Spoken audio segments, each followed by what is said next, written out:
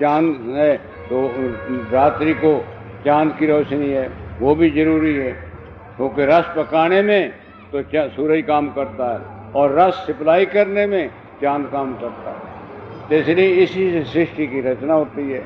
नाभि में हमारे सूरज है और मस्तक में हमारे चंद्र है, तो दोनों चीजें जाकर एक पूरा एक ब्रह्मांड की रचना हो जाती है। तो इसलिए वीरों, गुरु की प्रत्येक हालत में आपको और हमें कोई काम करता हो तो उनके चरण छूना, उनका आशीर्वाद लेना जरूरी है।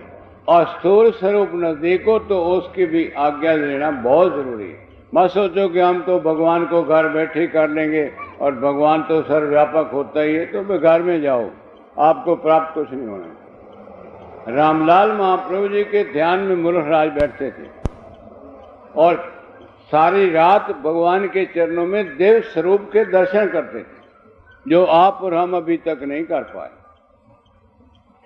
परंतु फिर सवेरे उठना और उस स्थूल स्वरूप को, उस पगड़ी वाले स्वरूप को, उस साधारण व्यक्तित्व के रूप को जाकर चरण छूना जरूरी समझते। और ये माननीय है कि स्थूल स्वरूप के अंदर जो कुछ आपको मिलता है वो बाहरी तो देव स्वरूप राम को ढूंढ लो, वो भी तो भगवान थे। कृष्ण को जो बातें उनको करोगे वो रामलाल प्रभु जी के दूर रहने पर भी वही बात होती है।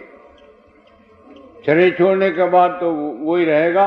जैसे राम के प्रयत्न करना पड़ता है, ऐसे रामलाल प्रभु जी को भी प्राप्त करने के लिए प्रयत्न करना पड़ेगा। परंतु सथोल स्वरूप का मिलना तो बड़ी भारी भाग की बात है।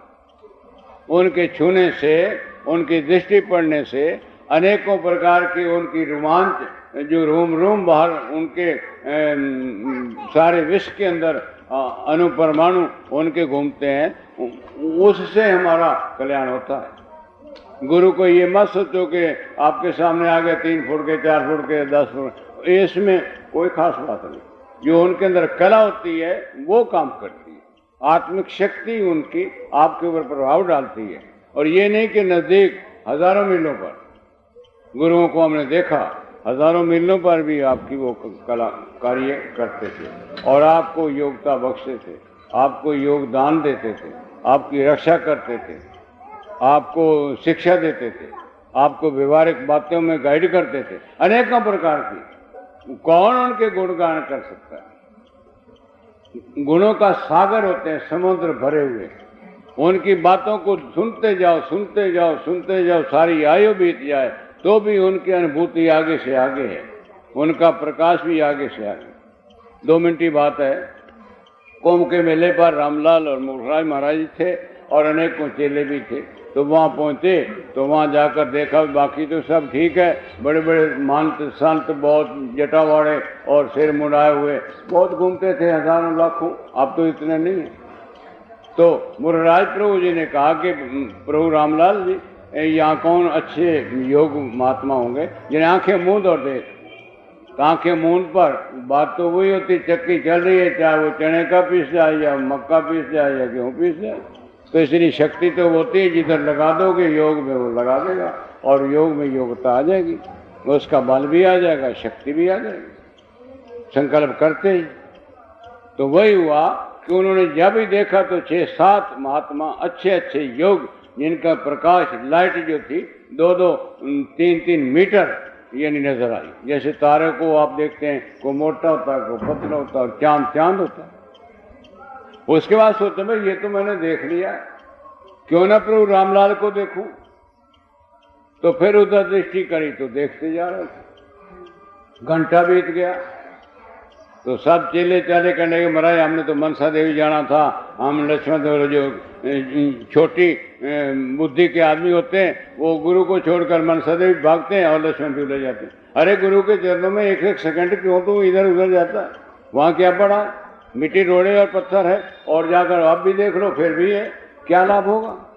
कई लोग अमरनाथ जाते हैं, मर के वहाँ खत्म हो जाते हैं। कई लोग बद्रीनाथ जा रहे हैं, कोई लोग वैष्णो देवी जा रहे हैं। अरे क्यों मरते हो? गुरु तो आपको जो मिले हैं, इन जैसा गुरु सारे विश्व के अंदर ना था ना होगा। इनके चरण लो, इनको कभी मत छोड़ो।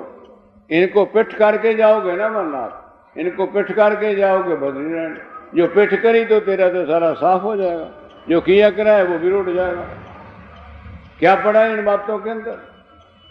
और आज की बात नहीं है, भगवान राम भी होके 360 तीर्थों पर आए और वो भी रोने लगे, कहने लगे इस मृत्यु लोक पर कुछ है ही नहीं जो ज्ञान दाता हो और ध्यान देने वाला हो और संयमी बनाने वाला हो, तो मर जाना अच्छा है।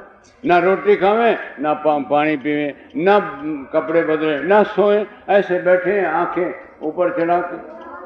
तो वशिष्ठ गुरु ने आके उनको कहा कि बेटा तू बाहर गया था, तुझे कुछ नहीं प्राप्त था और बाहर जाने से कुछ होता भी नहीं है, ये भीतर ही सारा काम है। इसलिए मैं गुरु हूँ और तेरे जैसा चेला नहीं है, मेरे जैसा गुरु नहीं है। इसलिए मैं आपको आज जो बीज डालता हूँ वो उग पड़ेगा और जिस काम के लिए तुम आए हो तुम्हें नजर आ जाएगा। वही बात रामलाल प्रभु से मुल्क राय ने पूछी कि प्रभु मेरा जीवन जन्म, मेरा ये कला ये कब से थी, क्या थी? तो उन्होंने कहा तुम आंखें मूंद के गणपति जी से बात करना, वो तेरे से बात अपने आप कर लेंगे। तो आपको पता है कि पूरा समर्थ गुरु हो तो दूसरे से भी काम करवा लेता है। तो इसलिए वीरों, उस इतनी ताकत ने जिसके पास विद्या है, ज्योतिष है, वैद विद्या है, जाके गुरु की खोज करते करते अनेकों कठिनाइयों के बाद गुरु प्राप्त हुए।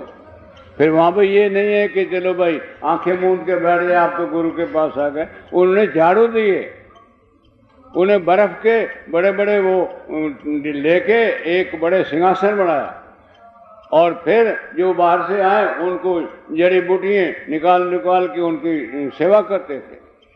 यानी दोनों बातें चलाते रहे। तो आपके अंदर नखरा होना कि बाद आप तो हमारा ध्यान लगता है, भजन होता है, आप मुझे क्या जरूरत है? नहीं, जरूरत सब कुछ है। रामलाल प्रभु जी ये शिक्षा देते हैं आपको कि आपको अंगों से तो काम लेते रहना है और मन को गुरु के चरणों में लगाना और जो उनका मंत्र है वो कभी भूलना नहीं है। अगर 2-3 बातें चलती रहे तो आप जैसा आदमी नहीं है, फिर वो तो आप हो ही गया। तो इसलिए ये टाइम 2-4 मिनट आपको बताना था, जरूरी है। तो इसके बाद साधना का प्रोग्राम है, उसके अंदर आप लोग एक दूसरे को जो अचार्य बाहर से आए हुए हो अपने अपनी पार्टी को संभाले जाओ और क्रिया करी जाओ, हाथ पौना घंटा इसमें लगाओ। उसके बाद जैसे जैसे प्रोग्राम आपको बताते चले जाएंगे वो तो चल जाए। बड़ी आनंद महाप्रभु आराधना अपनी कलाएं अपने अनुयायियों को, शरणागतों को रोग निवारण के लिए और अनेक प्रकार की उपलब्धि वरदान देता रहा। क्यों देता आ रहा है? क्योंकि इसको सीखने वाले मुर्खेश्वर प्रभु जी भी आए और इस शरीर द्वारा भी समय समय पर इस भूमि पर आना होता रहा। प्रभु रामदास जी बताते हैं, विद्वान होते हुए, ज्योतिषी होते हुए, वैद होते, ये तीनों कलाएं आप जितने सज्जन बैठे हैं आपने स्टडी किया होगा जीवन में, एक एक तो होती आई है। विद्वान है, ज्योतिषी है, वैद है, परंतु तीनों शक्तियां एक आत्मा के अंदर देखने सुनने में नहीं आए। जो बात इस वक्त ध्यान देने की है वो ये है कि इतनी उच्च आत्मा सभी शक्तियों के मालिक, संसार के आधारभूत होते हुए भी आपने एक सेटअप उठाया जो आप और हमारे लिए, सभी के लिए कल्याणकारी होता है। त्रेता युग में वशिष्ठ और राम का इतिहास परिपूर्ण है। द्वापर युग में दुर्वासा और कृष्ण का इतिहास परिपूर्ण है। कलयुग में भी ऐसे अकेले अकेले गुरु और शिष्य दिखते हैं, सुनते हैं और उनका इतिहास भी है। इस युग में, पतन युग में, ऐसी एक महान अनंत कला संपूर्ण और देही में, वैसे तो देही दिवाली आप वरदानंद महाप्रभु श्री रामलाल पार ब्रह्म अनाथनाथ